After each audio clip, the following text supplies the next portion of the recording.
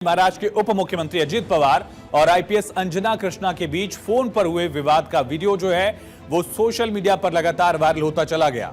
और इसी बीच शुक्रवार को अजित पवार की तरफ से सफाई दी गई। दूसरी सियासी पार्टियां इस पूरे मामले पर अजित पवार और सरकार को घेरने की कोशिश कर रही हैं और पूरे विवाद में एक नया एंगल भी सामने आया। लेकिन सबसे पहले वो वीडियो देखिए जिस पूरे वीडियो को लेकर ये पूरा मुद्दा जो है वो गरमाया।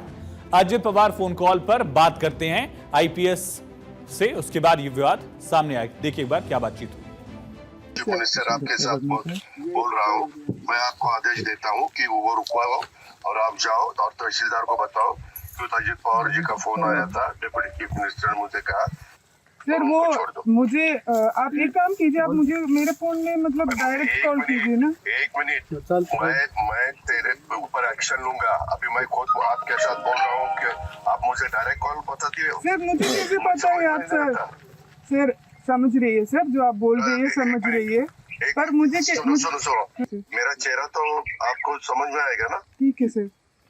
इतना आपको डेयरिंग हुआ है क्या सर? मेरे तो कार्रवाई जो किया है मुझे कैसे पता है सर? कौन है सर मुझे पता नहीं है ना सर। मैं आईपीएस एक अवैध खनन को रुकवाने के लिए पहुंची थी। वहां एनसीपी अजित गुट के कार्यकर्ता थे।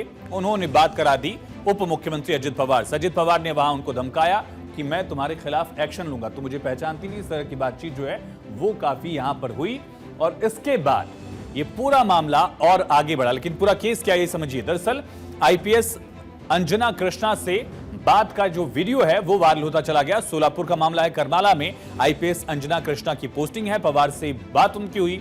अजित पवार की आवाज जो है वो आईपीएस कृष्णा पहचान नहीं पाई और उसके बाद पवार ने एनसीपी कार्यकर्ता के फोन से ही उन्हें वीडियो कॉल भी किया। कहा कि चेहरा तो पहचानती हूं ना मेरा।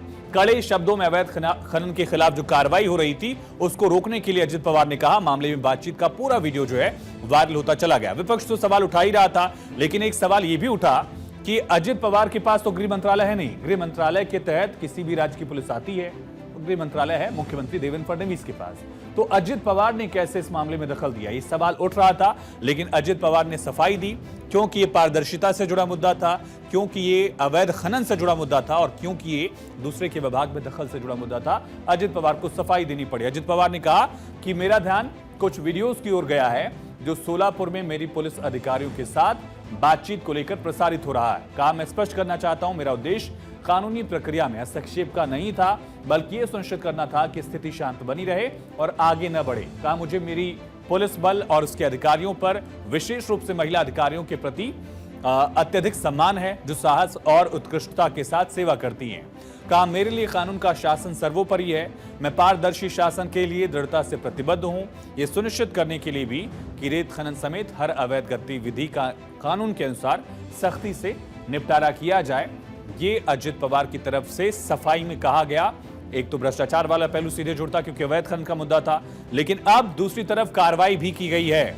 दरअसल आईपीएस को धमकाने के मामले में अब कार्रवाई ये की गई कि सोलापुर में आईपीएस अंजना कृष्णा को धमकाने का मामला तूल पकड़ता हुआ दिख रहा है और दरअसल इस पूरे मामले में अब एक्शन भी शुरू हो गया है।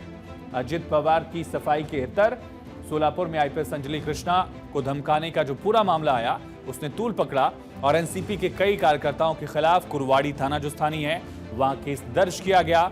पवार को फोन लगाने वाले एनसीपी कार्यकर्ता बाबा जगताप का भी नाम इस एफआईआर में है। एनसीपी के 10 से 15 कार्यकर्ताओं पर एफआईआर दर्ज हो गई है। दूसरी तरफ इस पर सियासत भी गरमा रही है। अजित पवार गुट इस पूरे मामले पर बैकफुट पर है। सांसद सुनील तटकरे ने अजित पवार का बचाव किया। कहा कि मैं उनको कई दशकों से जानता हूं, उनका व्यवहार, अजित पवार का व्यवहार जो है वो इस तरह का नहीं है। क्या कहा उन्होंने, सुनिए। लोकशाहीमध्ये अधिकारी आणि मंत्री ही रथाची दोन चाकं आहेत आणि लोकशाहीमध्ये लोकनियुक्त पदाधिकाऱ्यांच्याकडनं आणि सरकारकडनं लोकांच्या अपेक्षा असतात। तर अनेक वेळेला मंत्री अधिकारी वर्गांना सूचना देत असतात, पण त्या सुद्धा जर का आपण व्हिडिओ नीट पाहिला असेल तर एक तर दादांची एक शैली आहे, त्यांचा तो एक आवाज आहे। त्यामुळे त्यांचा आवाज म्हणजे ते काय ओरडतायत असं जर काय कोण अनुमान काढत असेल तर मग गेल्या 40 वर्षात दादा कोणाला कळले नाही असं दुर्दैवाने मला म्हणायला लागेल।